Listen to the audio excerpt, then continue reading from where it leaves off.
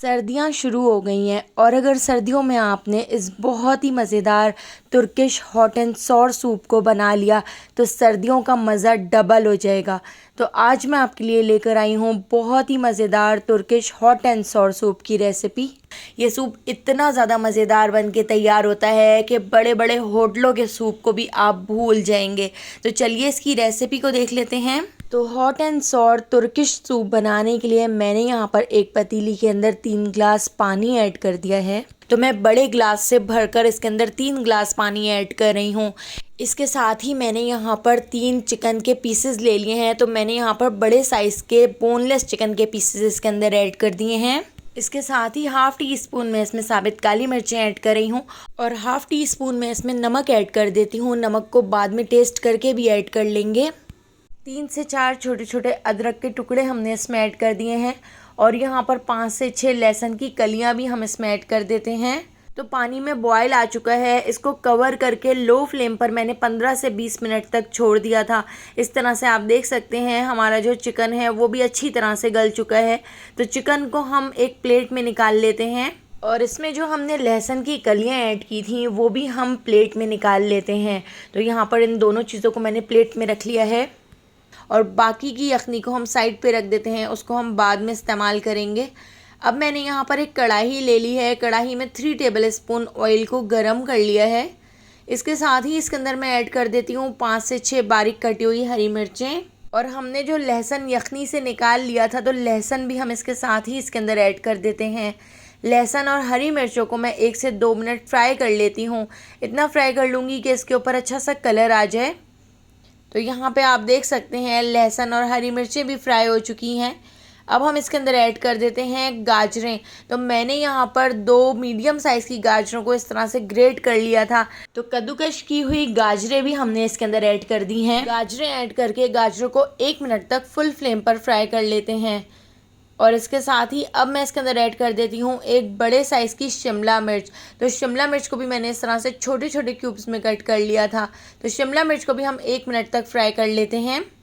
तो ये सूप बहुत ही जल्दी बनकर तैयार हो जाता है, बिल्कुल भी ज़्यादा टाइम नहीं लगता है।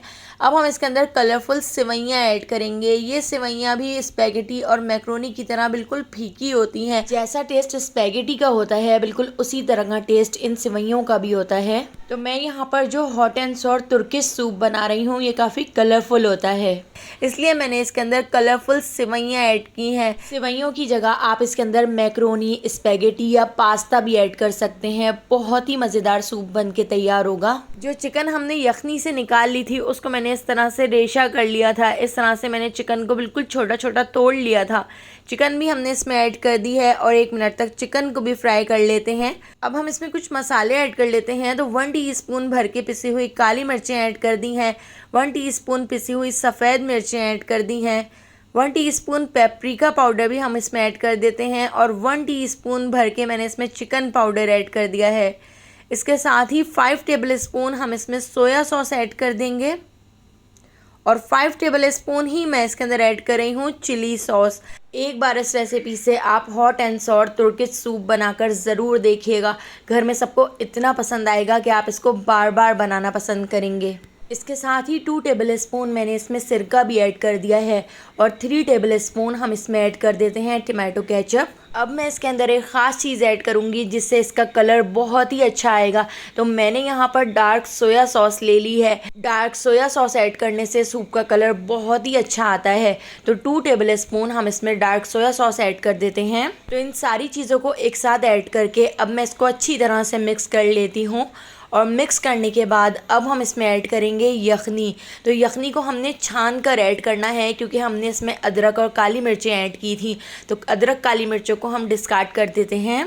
यखनी ऐड करके यखनी को हम अच्छी तरह से मिक्स कर लेते हैं और एक बॉयल आने तक मैं इसको पका लूँगी। एक बॉयल आने के बाद मैं इसको 5 से 6 मिनट और पका लूँगी ताकि हमने जो इसमें कलरफुल सेवइयाँ ऐड की हैं वो भी इसमें गल जाएँ। तो अब हम इसके अंदर ऐड करेंगे कॉर्नफ्लोर। तो मैंने यहाँ पर आधा कप पानी ले लिया है। आधा कप पानी के अंदर 1.5 टेबल स्पून मैं कॉर्नफ्लोर को अच्छी तरह से मिक्स कर लेती हूँ ताकि कॉर्नफ्लोर की सारी गुठलियाँ ख़त्म हो जाएं। तो कॉर्नफ्लोर को मिक्स करके अब हम थोड़ा थोड़ा करके कॉर्नफ्लोर ऐड करते जाएंगे और चमचा चलाते जाएंगे। कॉर्नफ्लोर ऐड करके हम इसको बस एक बॉयल आने तक और पका लेते हैं। इस तरह से कॉर्नफ्लोर का जो कच्चापन होगा वो भी ख़त्म हो जाएगा। आप देख सकते हैं कितना जल्दी ये सूप बनकर तैयार हो गया है। इसके साथ ही हम इसके अंदर एक अंडा ऐड कर देते हैं। अंडे को ऐड करने से पहले हम फॉक से इसको बहुत अच्छी तरह से फेंट लेते हैं। मैं इसको फॉक से इतना फेंट लूँगी कि इसके ऊपर झाग बनना शुरू हो जाए। अंडे को बीट करने के बाद अब हम इसमें थोड़ा थोड़ा करके अंडा ऐड करते जाएंगे और हल्के हाथ से हम चमचा चलाते जाएंगे। अंडे को हम इस तरह से थोड़ा सा तोड़ लेते हैं। तो बहुत ज़्यादा चमचा नहीं चलाइएगा, बस हल्के हाथ से आपने चमचे को चलाना है। और अंडे को हम इस तरह से थोड़ा सा तोड़ लेते हैं, इस तरह से रेशा कर लेते हैं। अंडे को मैंने इसके अंदर मिक्स कर लिया है और यहाँ पे हमारा बहुत ही मज़ेदार hot and sour Turkish soup बनकर तैयार हो चुका है। तो चलिए इस बहुत ही मज़ेदार से तुर्किश सूप को हम डिश आउट कर लेते हैं। तो अगर आपको hot and sour Turkish soup की ये रेसिपी पसंद आई हो तो लाइक, शेयर और सब्सक्राइब करना बिल्कुल भी मत भूलिएगा और बेल आइकॉन के नोटिफिकेशन को ज़रूर ऑन कीजिएगा, क्योंकि डेली मैं आपके लिए बहुत ही मज़ेदार सी रेसिपीज़ लेकर आती हूँ। तो उन सारी रेसिपीज़ का नोटिफिकेशन आपको फ़ौरन मिल सकेगा और आप मेरी सारी वीडियोस वॉच कर सकेंगे। और अगर आप मुझे फेसबुक या टिकटॉक पर देख रहे हैं तो मेरे पेज को फॉलो ज़रूर कर लीजिएगा। तो आने वाली वीडियो तक मुझे दीजिए इजाज़त। अल्लाह हाफ़िज़।